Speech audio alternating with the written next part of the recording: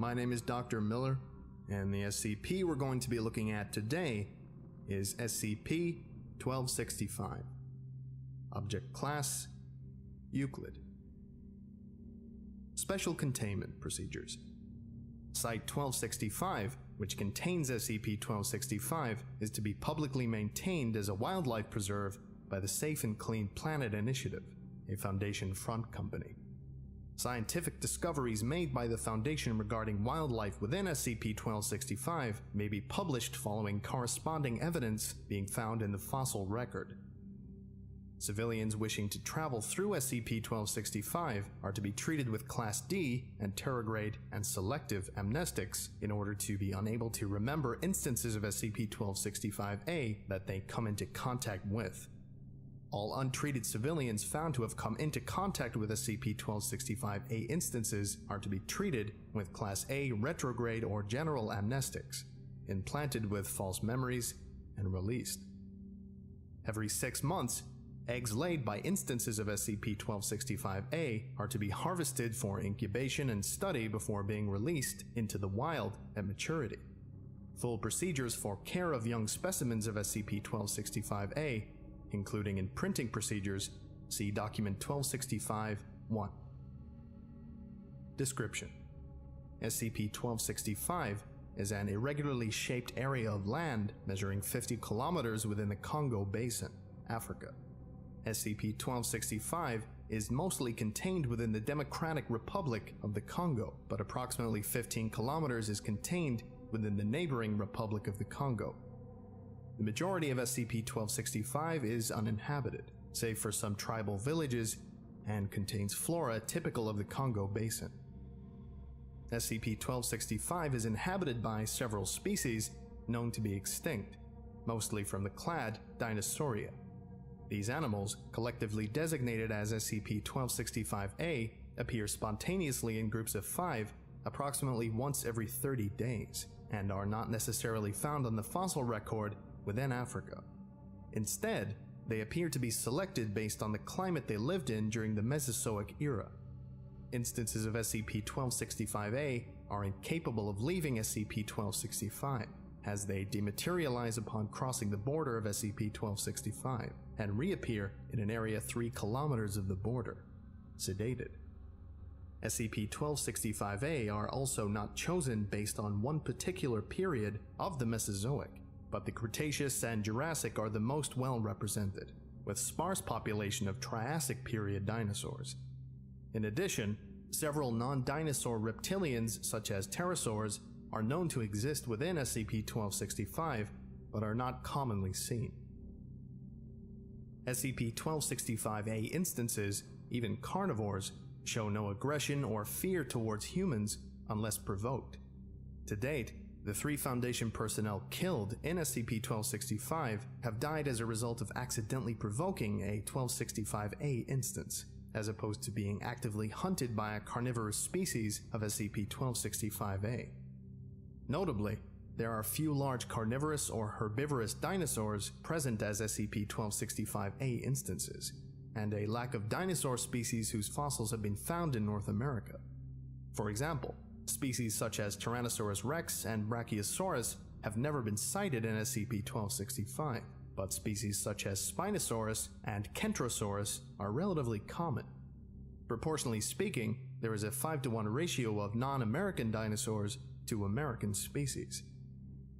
Finally, there are several instances of SCP-1265-A that have not yet been discovered in the fossil record, collectively known as SCP-1265-Alpha.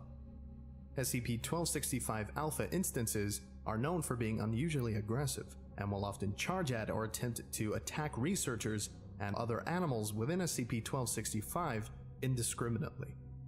As of yet, Foundation researchers have been unable to determine the origin of most instances of SCP-1265-Alpha. Some have been found on the fossil record, and as such have been reclassified as instances of SCP-1265-A. Notably, SCP-1265-Alpha instances reclassified as SCP-1265-A usually lose all aggressive tendencies.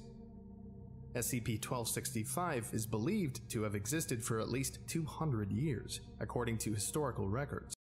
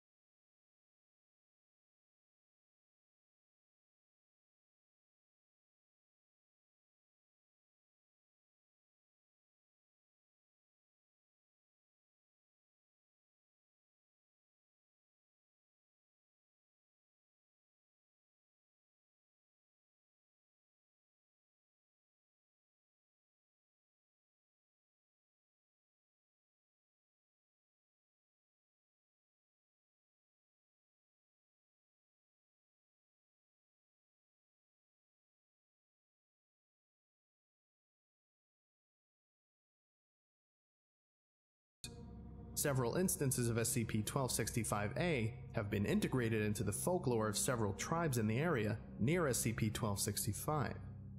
For further details, see Interview 1265-1. Interview 1265-1. An interview conducted by Dr. Wells in a Mboshi village 5.5 kilometers away from the perimeter of SCP-1265 regarding SCP-1265-A sightings. All dialogue has been translated by Acid from the Lingala language. Playing log now. What can you tell me about these monsters? There are several of them in the jungle, almost all of them in the water. They do not eat people, though. Not most of them. Except for the Nguma Monene. Nguma Monene is like a big snake with legs. Walks on all fours like a dog. Has a big ridge on its back that will eat you if it catches you. Tell me about Mokele. Mokele Mbembe is the largest of them all. It is big enough to block rivers and makes the lakes rise. It can breathe underwater, but it is not a fish, and the earth shakes when it walks. There is also Bilu in Bilu, the beast with planks in its back. Are these Mokele and Ibilu? Yes and no. No? These do not have feathers. Everything else is right, but Ibilu has feathers. So does Mokele. They are almost like birds in that way, but they do not fly. The ones that do fly have no feathers. What else can you tell me about the area? It is hexed. The Mokeles and the Imbilus and others cannot leave it without vanishing, nor can their eggs or meat. Years ago, hunters tried to bring back the carcass of a Mokele. It took the whole village, and when they reached the edge of the area, it simply vanished. How many people have gone into the area over the past several years? Many. They are hunters, but they do not want to kill. They wanted to find Mokele and nothing else. They never succeed, for whatever reason. It is because they do not look in that one area for Mokele. We tell them it is dangerous, and it is. All people know that that area is dangerous, and not to go near it. That will be all. Thank you for your cooperation. Note: administration of amnestics was deemed unnecessary due to the familiarity the majority of the village had with SCP-1265. Collected notes regarding SCP-1265-A. Notes taken during a monthly expedition through SCP-1265 by Dr. Neal. I still find it fascinating that almost all instances of SCP-1265-A, well, the dinosaurs at least, are feathered, not scaled. All I have to say is this: Chen, eat your heart out. This blows Yishan out of the water. Wangs came across a few carcasses, and he's joked a few times about wanting to see what they taste like. I don't trust dinosaur meat, especially given what was found at that farm in China. There are some trilobites in the water, however, and the natives sometimes come here to fish for them. They taste like prawns. As noted in the main description, the majority of them are from the clad Dinosauria, and are all suited to fit the climate of the Congo.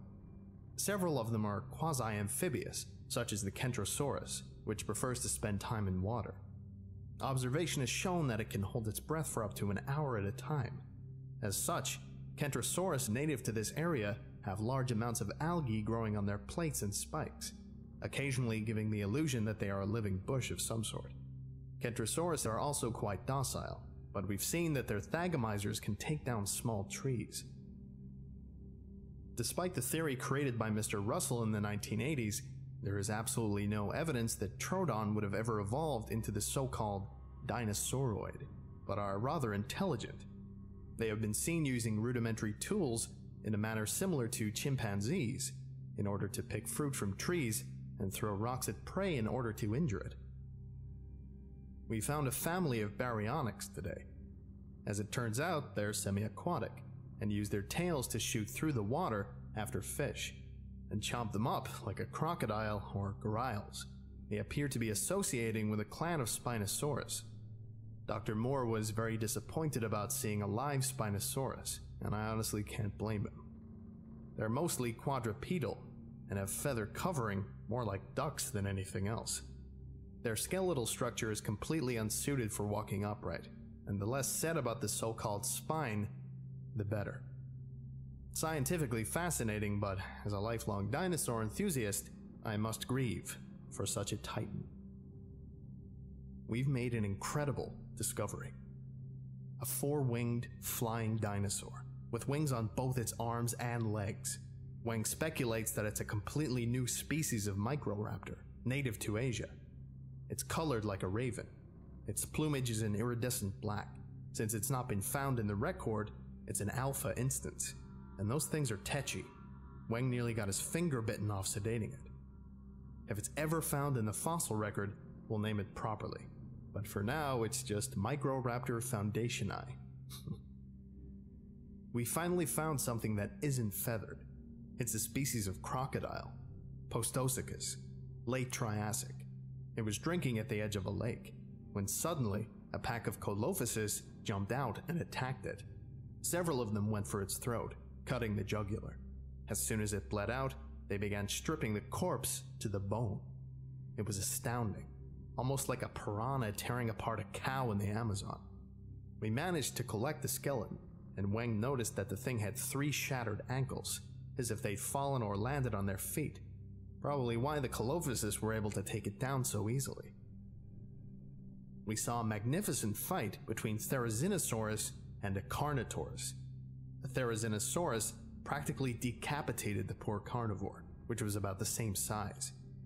The Therizinosaur then did something rather odd. It cut open the Carnotaur's corpse and dipped its claws in the blood, before scoring the trees around it with dinosaur blood. I believe that this was done for the purpose of marking territory. It's actually rather fascinating, if somewhat gruesome. The Therizinosaur then ate a bit of flesh from the Carnotaur and left the area. Dr. Moore had apparently never seen a Dilophosaurus outside of a certain movie. He was absolutely shocked when he saw one, and it wasn't a 2-meter-long creature that acted like a dog, but rather a 6-meter-long creature that looked like it could bite off his head. It ran away, but we managed to get some good pictures. Also found some footprints from an unknown sauropod. I honestly have no idea what on earth we saw today. We found a new instance of SCP-1265 Alpha. It appeared to be a ceratopsid with a single horn and 4 short stumpy legs, but it had a long tail dragging along the ground. Uncharacteristic of ceratopsids, and it didn't have a frill of any sort. Instead, it almost seemed to have floppy ears near the top of its head. It was also quite aggressive, and was engaged in combat with a Pachyrhinosaurus for unknown reasons. It ended up goring the poor thing. We decided to head back to the site after that. I like dinosaurs just as much as the next guy, but going to the Congo? Nah. I'll stick to Steven Spielberg, thanks. Anyway, I think that about does it for today. Thank you all for listening, if indeed you still are, and you are all dismissed. Goodbye.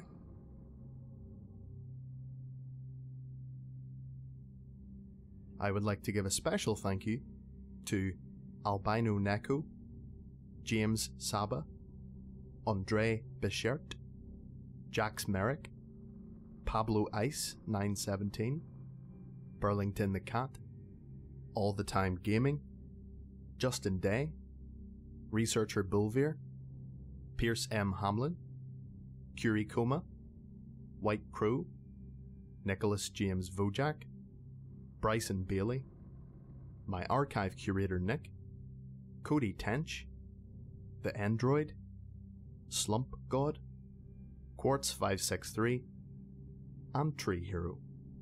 Thank you all so much for your support. It's greatly appreciated. If you would like a special thank you at the end of each of my videos, and some other cool stuff as well, visit patreon.com/TheVulgan. Thank you.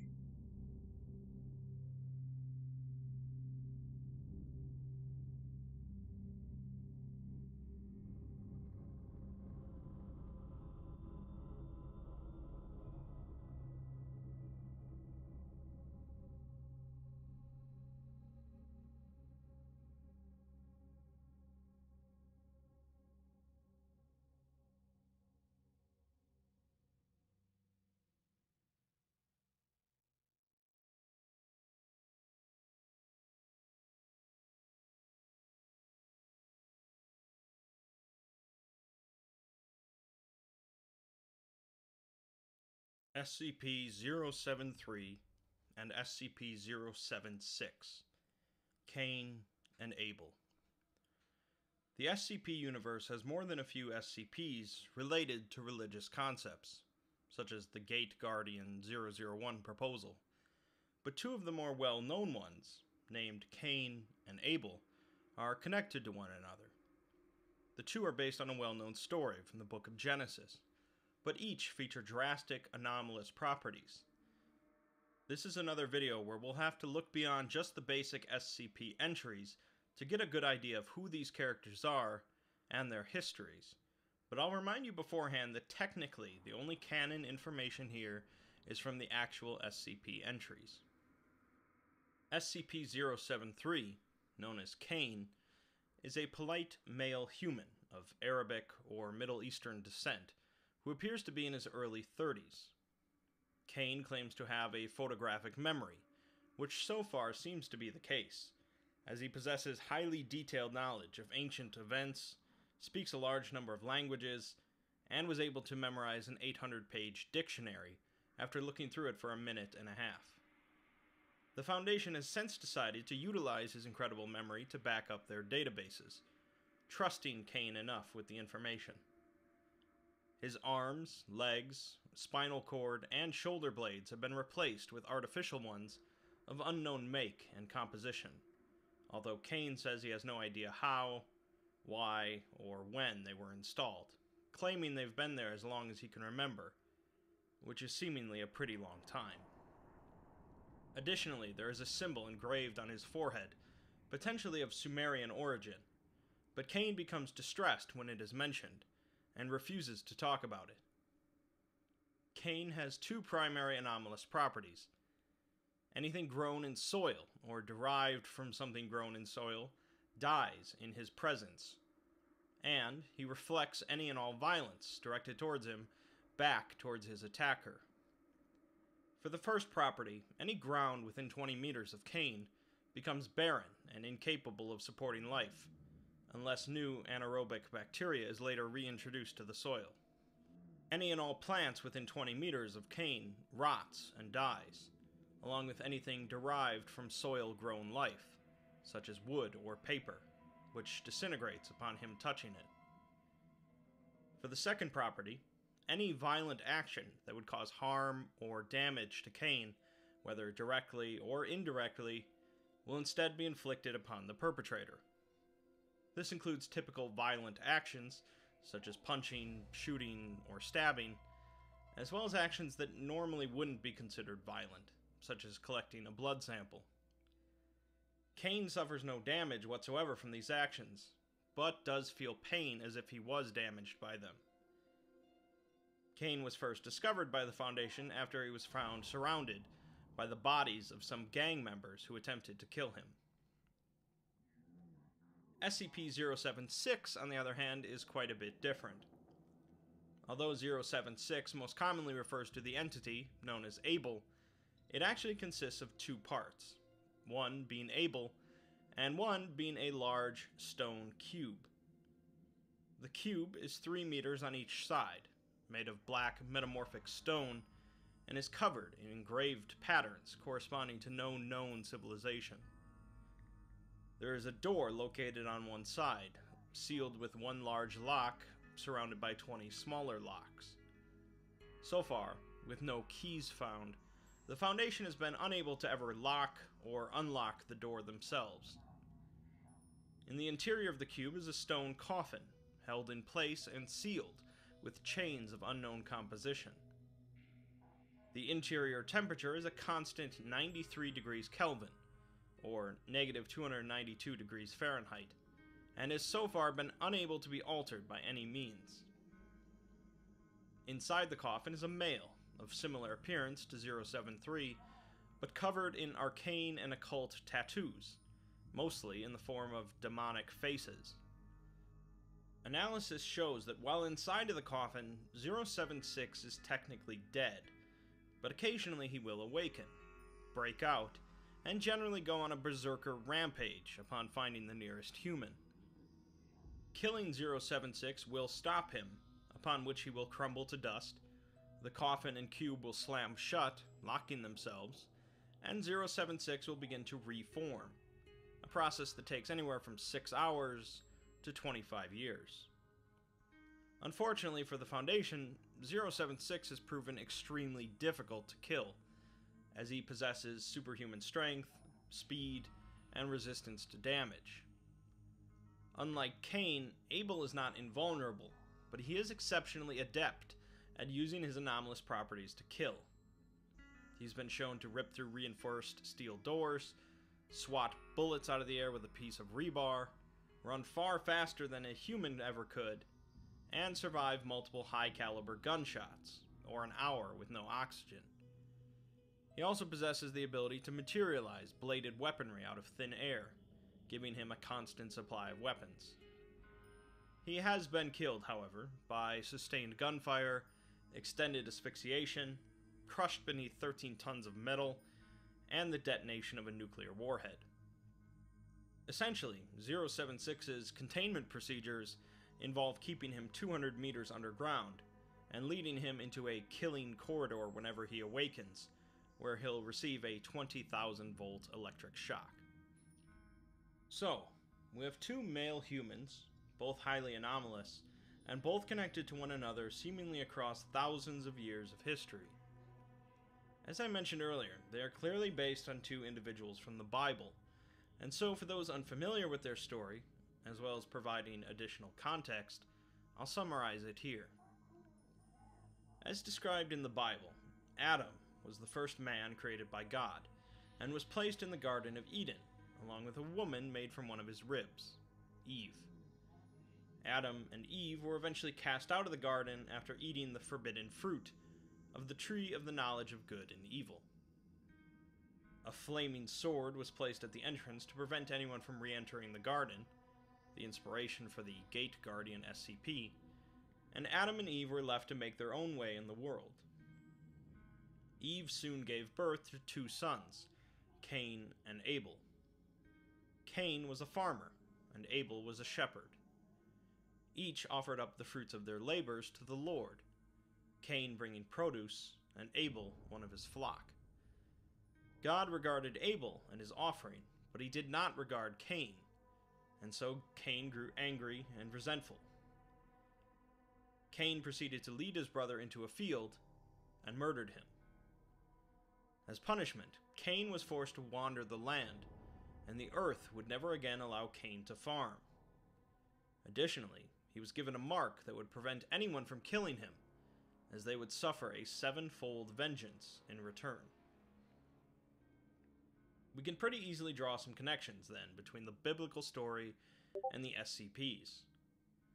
Most of 073's properties come from the curse placed on Cain. Cain was never allowed to work the soil again, which led him to found the first city, and 073's presence is inimical to all plant life. The mark of Cain prevented anyone from killing him, causing would-be attackers to suffer instead, pretty much exactly like 073's reflective property. The biblical story doesn't account for his perfect memory or metal augmentations, however. 076 is a little trickier, as we don't know as much about the biblical Abel. But Abel was a shepherd, and therefore shed more blood than his brother. In the Bible, God tells Cain that his brother's blood cries out to him from the ground, which is possibly where 076's immortality comes from. It's here where we get a bit of a curveball, however, as one might expect the biblical murderer, Cain, to be the killing machine, and the innocent Abel to be the gentle one, but the SCPs are reversed. There is always the possibility that 073 and 076 are not meant to actually be Cain and Abel, but if they are, it's possible that Cain went on to live a life of remorse, whereas Abel came back filled with vengeance and hatred. Questions such as where Cain got his augmentations, how Abel is capable of reforming after death, or if Abel is capable of killing Cain, all go unanswered in the base SCP entries. 073's entry mentions that Cain already knows all about 076, and says that it would be best for all parties involved if he did not meet with Abel. Although I'd like to keep the focus of this video on both Cain and Abel and the history between them, I'd be remiss if I didn't mention Mobile Task Force Omega 7,